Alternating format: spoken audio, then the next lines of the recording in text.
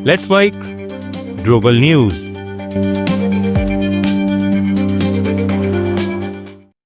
America और Iran के बीच तनाव चरम पर पहुंच गया है। एक रिपोर्ट के अनुसार राष्ट्रपति डोनाल्ड ट्रंप ईरान के खिलाफ निर्णायक सैन्य विकल्पों पर विचार कर रहे हैं। रिपोर्ट में अमेरिकी अधिकारियों के हवाले से बताया गया कि ट्रंप ने पेंटागन और व्हाइट हाउस से ऐसे प्लान मांगे हैं जिनका असर मजबूत और निर्णायक हो। इन विकल्पों में ईरानी शासन को सत्ता से हटाने की संभावना भी शामिल है।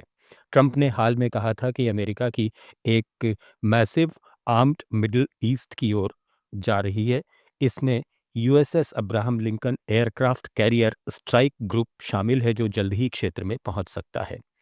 B-52 बॉम्बर और अन्य सैन्य संसाधन भी तैनात किए जा रहे हैं।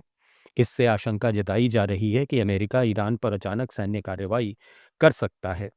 उधर ईरानी सुप्रीम काउंसिल के नेता मोहम्मद जवाद हज अली अकबरी ने कहा कि मिडिल ईस्ट में अमेरिका के सभी सैन्य अड्डे और निवेश ईरान की मिसाइलों की रेंज में हैं। उन्होंने चेतावनी दी कि हमारी मिसाइलें आदेश का इंतजार कर रही हैं और दुश्मन पर गरजने को तैयार हैं।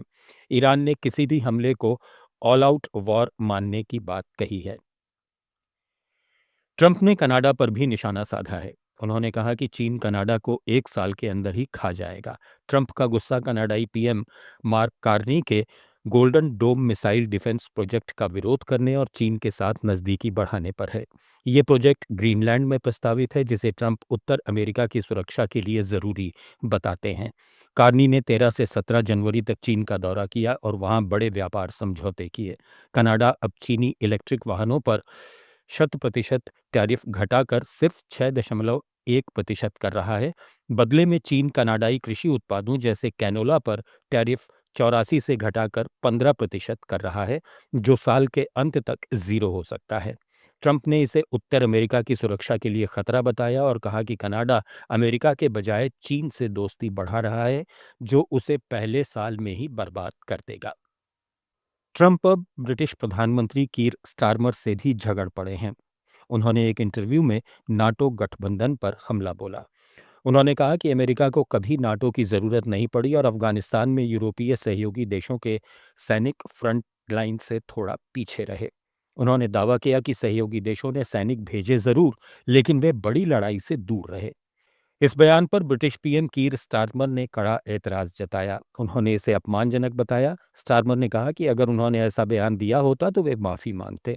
उन्होंने ट्रंप से कहा कि ब्रिटिश सैनिकों के बलिदान को कमतर नहीं आंका जाना चाहिए। इस बीच प्रिंस हैरी ने भी ट्रंप के बयान की निंदा की।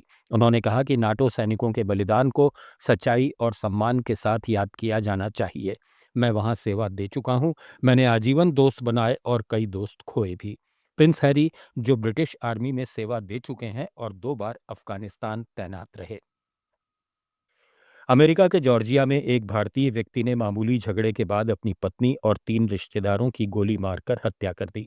पुलिस ने बताया कि मामला घरेलू विवाद से जुड़ा है और 51 साल के विजय कुमार नाम के आरोपी को गिरफ्तार कर लिया गया है। पुलिस अधिकारियों ने बताया कि फायरिंग के वक्त घर के अंदर 3 बच्चे मौजूद थे। खुद को बचाने के लिए बच्चे एक अलमारी में छिप गए थे। बच्चों ने ही पुलिस को फोन कर घटना की जानकारी दी। अटलांटा स्थित भारतीय दूतावास ने कहा कि पीड़ित परिवार को हर संभव सहायता दी जा रही है। दूतावास ने ट्वीट किया कि एक पारिवारिक विवाद से जुड़ी इस गोलीबारी की घटना से हम बेहद दुखी हैं। घटना की सूचना पुलिस को दी गई। पुलिस जब मौके पर पहुंची तो घर के अंदर 4 लोगों के शव मिले। पुलिस ने पीड़ितों की पहचान विजय कुमार की पत्नी 43 साल की मीमू डोगरा, लॉरेंसविले के रहने वाले 33 साल के गौरव कुमार और 37 साल की निधि चंदर और 38 साल के हरीश चंदर के रूप में हुई है।